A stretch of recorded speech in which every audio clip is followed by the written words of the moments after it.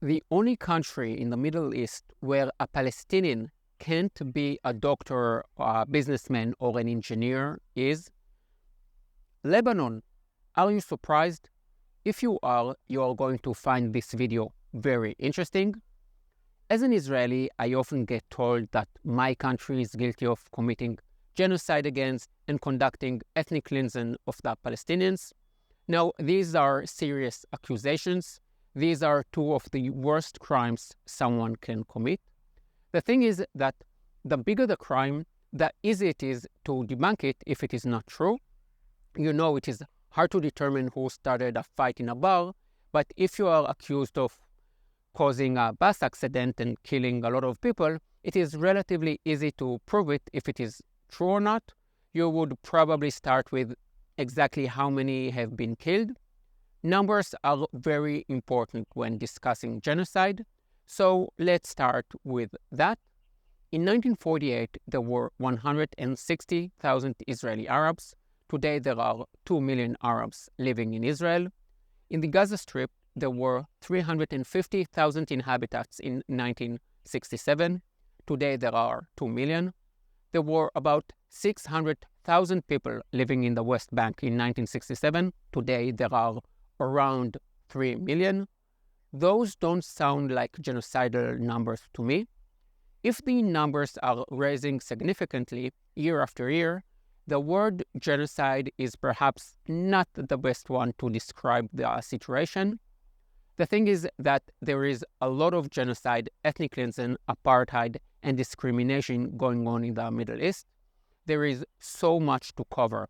The Armenians, the Assyrians, the Coptics, the Kurds, the Yazidis, the Zoroastrians, the Balak, the Jews, the Christians.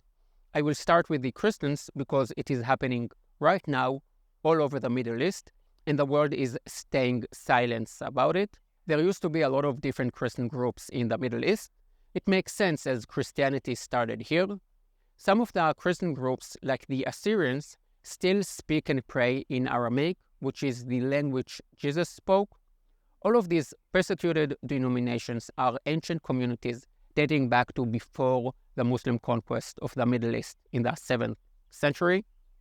The first genocide in the 20th century in the Middle East was of the Armenians, who, by the way, were the first nation to convert to Christianity. The Armenian Genocide occurred in World War I, or rather it reached its peak in World War I. It is estimated that 1.5 million Armenians were murdered by the Turks. Now, why am I mentioning it? It happened more than 100 years ago. Well, it set the tone for the persecution of Christians in all of the Middle East. And not only that, the Germans were the allies of the Turks in the war. And a week before the beginning of World War II, Hitler said, "Our strength consists in our speed and in our brutality.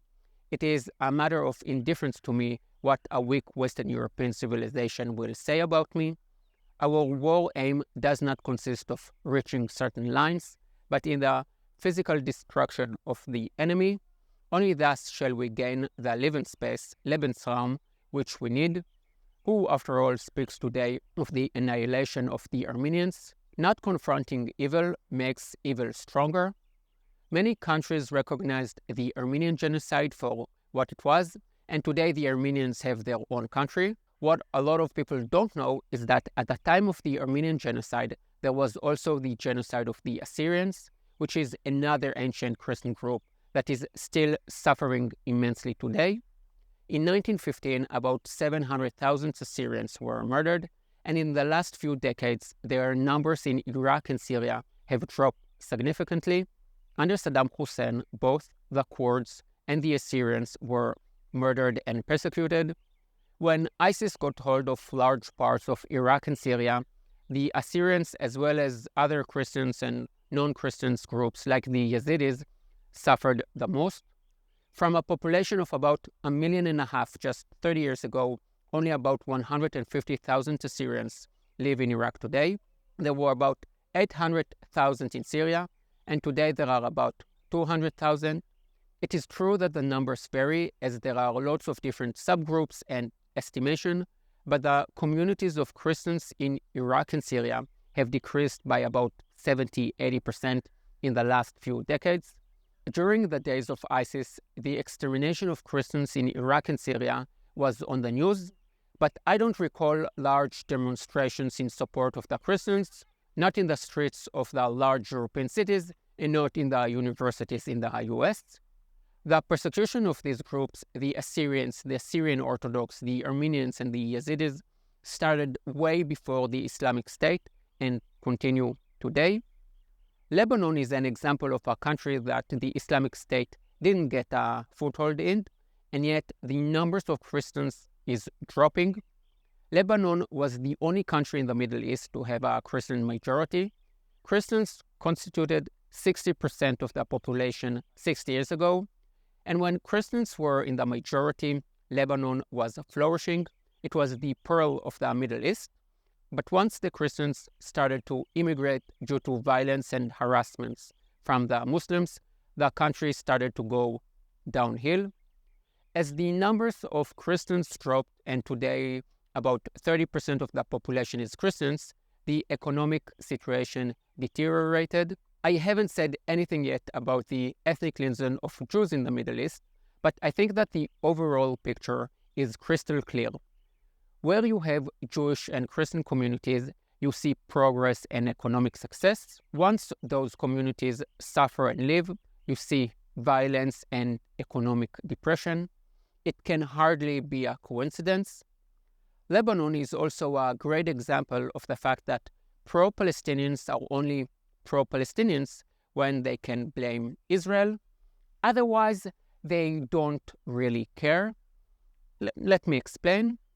Like all countries in the Middle East, Lebanon was established in the 40s, in 1943, Syria and Jordan in 1946, and Israel in 1948. As the countries were established, there was a movement of populations because of war and for economic reasons. This was not unique to the Middle East. In the 1940s, in Eastern Europe and Asia, tens of millions of people moved to newly established countries. However, the Arabs of Palestine who migrated to Lebanon in 1948 didn't get Lebanese citizenship.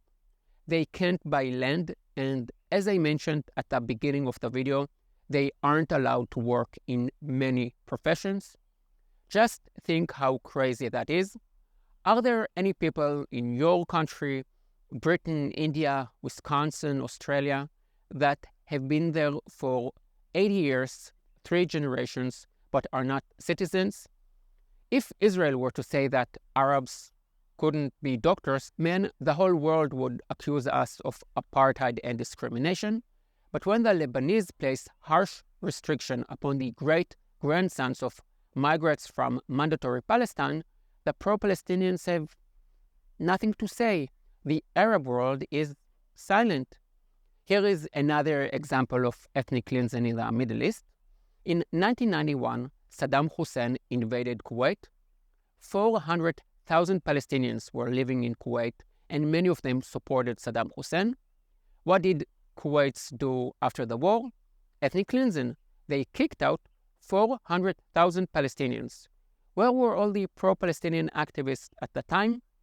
Probably at an anti-Israel rally because no one cared about them, not in the 90s and not at any other time. More Palestinians have been deported and killed by Arabs in Lebanon, Syria, Jordan, and Kuwait than by Israel, but you don't hear too much about these incidents. Back to the Christians.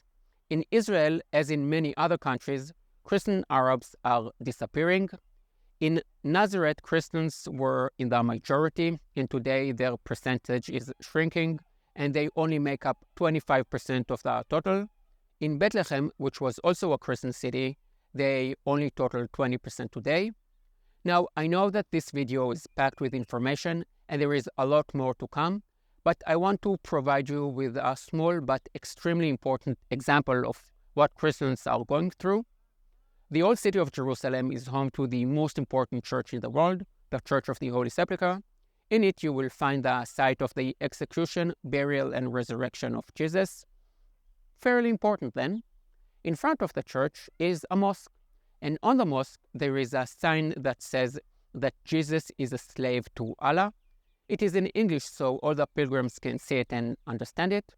And this is not some piece of graffiti sprayed paint by a kid.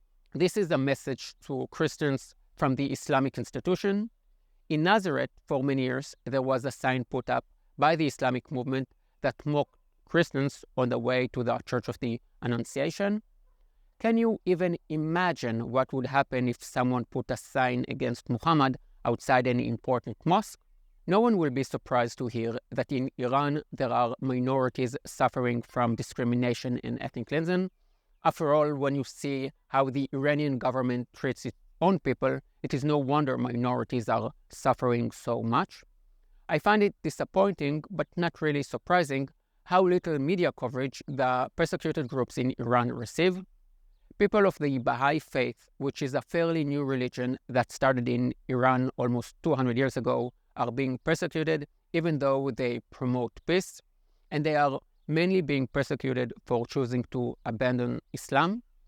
The Balak people may be Muslim, but they are Sunni Muslim, and Iran is dominantly Shia, and so they are being persecuted as well.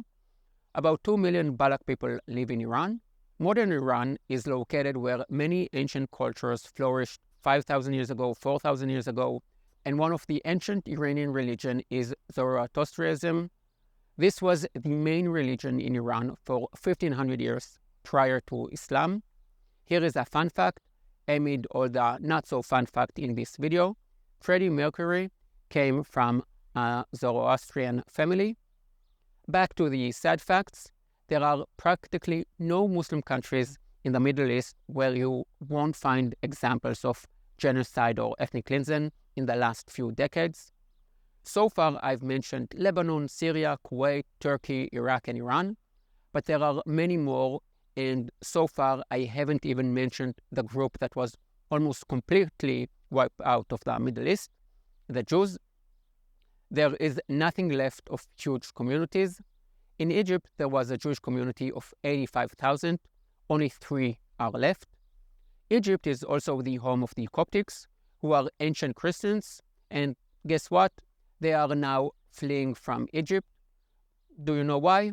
There have been dozens of terror attacks against them. They are being discriminated against at all levels of government, and there is a phenomenon of Muslims kidnapping Coptic girls, forcing them to convert to Islam and selling them as brides.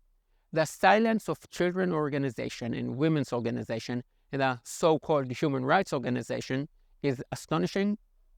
Can you imagine what would happen if an Israeli kidnapped a 14-year-old Palestinian girl and sold her as a second bride to a rich Arab? Can you imagine the fallout? I've already made a video about the ethnic cleansing of the Jews in some Muslim countries, so just a quick rundown at the numbers. In 1948, in Lebanon, there were 7,000 Jews, and today there are about 60. In Syria, there were about 30,000 Jews, and today there are fewer than 100. In Iraq, there were 150,000 Jews. Today there are fewer than 10. In Iran, there were more than 100,000 Jews 80 years ago, and today there are only a few thousand left. They live in fear, and they are not allowed to communicate with their relatives outside Iran. These numbers are genocidal numbers. A decrease of 99% indicates a genocide. If in Gaza the number of people has gone up to 7 times what it was in 50 years, then that is not a genocide. I'm not very good at math, 3 יחידות חשבון, and even I know that. The absolutely insane fact is that of all the countries in the Middle East, the only country that has a thriving minority is the one that is accused of genocide the most, Israel. If you were to fall from the sky as a person who belongs to a minority, your best option in the Middle East is to fall as an Arab into Israel. I think all my political videos are important, but this one is especially important as here I'm focusing on painting the bigger picture, not zooming in on a small one. I'm not discussing what did or didn't happen 76 years ago to 100 Arabs in Deir Yassin, a tiny village on the way to Jerusalem. I'm talking about genocide and the persecution of tens of millions of people, Assyrians, Yazidis, Baha'i, Coptic, Syrian Orthodox, and others whose stories are not told in the universities and those voices are not heard in the media. If you agree with me, give this video a like, subscribe, write a comment, and the best thing of all, share it on Twitter, Facebook, Instagram. As always, I want to thank my supporters. See you next week. Yalla bye.